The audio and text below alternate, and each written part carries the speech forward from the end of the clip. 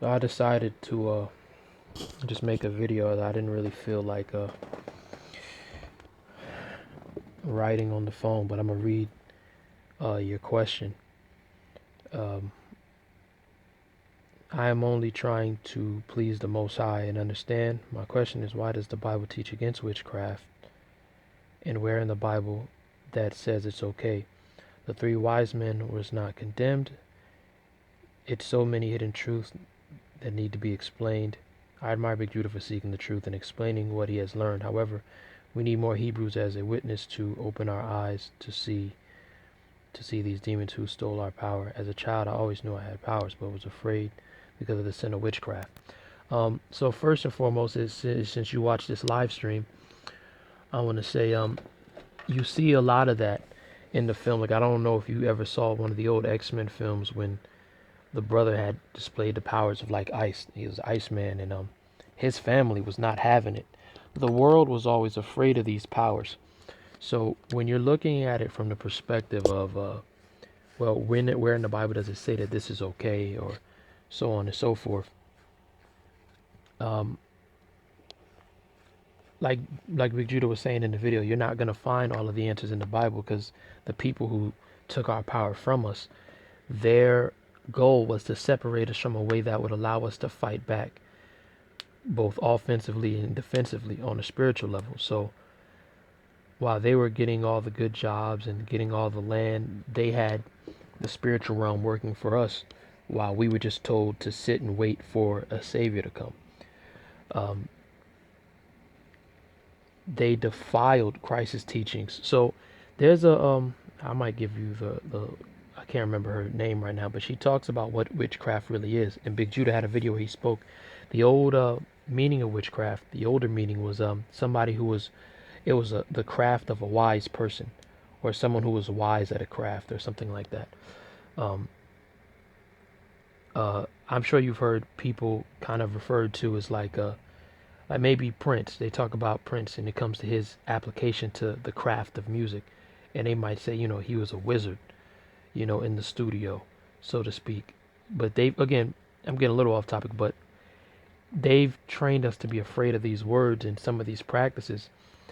And the truth is, what they call witchcraft is all throughout the Bible. When you talk about incantations and like spells, reading spells, like if you watch Harry Potter, or you watch something with magic, you'll see the so-called witches or magicians repeating a mantra, whether it's to create an energy field to protect the people from something or themselves from something. And they'll say, well, this is an incantation. But you read the Psalms, and the Psalms have stuff like deliver me from my enemies, shield me from the noisome fowler. These things are incantations. Um, they told us that using the earth to heal ourselves was witchcraft. Uh, the Messiah literally took the clay from the earth and spit and put it in the blind man's eyes and fixed him. You saw the pictures of Yeshua using the wand, or whatever name you know him by. Uh, Simply put, the three wise men were not condemned because it's not wicked. Somebody used a perfect example of a car that I was watching, but I had used the example, of a sword. You can use a sword to go and rape and pillage and take things that aren't yours, or you could use the sword to protect your family, to defend your nation. So it's the same thing with this.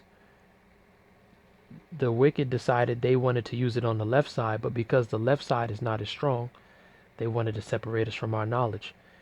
An easy example of that is if you go back and look at the magicians from Egypt going against Moses. They basically were wizard versus wizard, and with the Most High's power backing us, their magic could not contend with the real magic and power and glory of the All Father. See, to make it to tip the scale in their balance, it's look at it this way. I look at it this way. I'm gonna give it to you in a very carnal level. Look at what happened during slavery, and look at how one of the things they wanted to do is make sure we weren't armed, because they don't want us to be able to defend ourselves. They just basically did what they did on a spiritual level, on a physical level. So not only have we separated you from your spiritual power, when we come and attack you carnally, physically, we don't want you to have the ability to protect yourself. So the reason that it's shunned, or you might see things that don't okay it, the very act of uh, uh, praying is an incantation or a spell, if you will. Words are spells.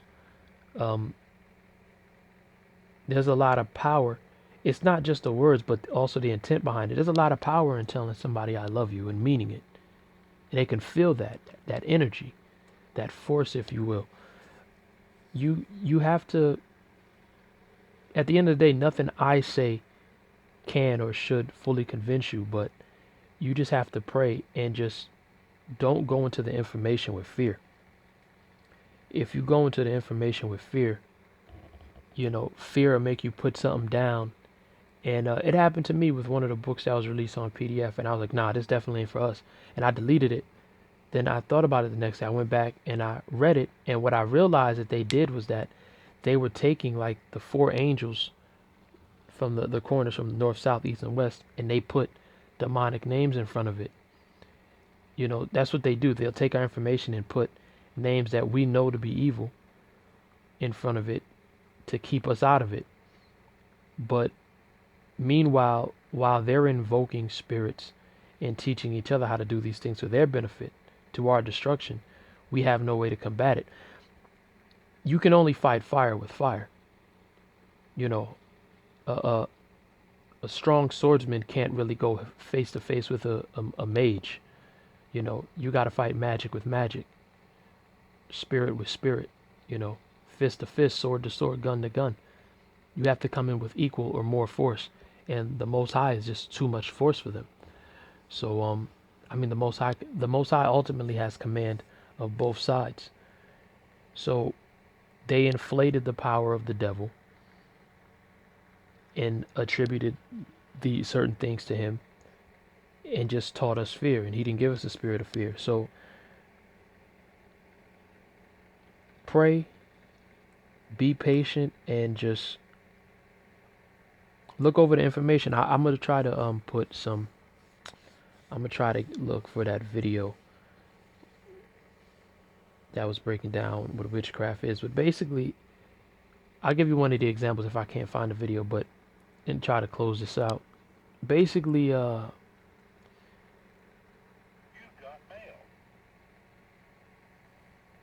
basically,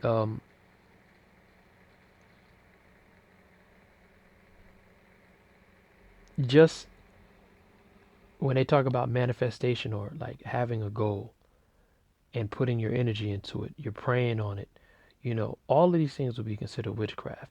If I've listened to, because of the information I got, actual witches talk about being one with nature and all these things, and I realized that this correlates to not only what we're learning now, but how the Native Americans were living, how the ancient Vikings were living. They lived one with the earth, and they referred to the earth as having spirits, like the spirits of the land, the grass, the trees.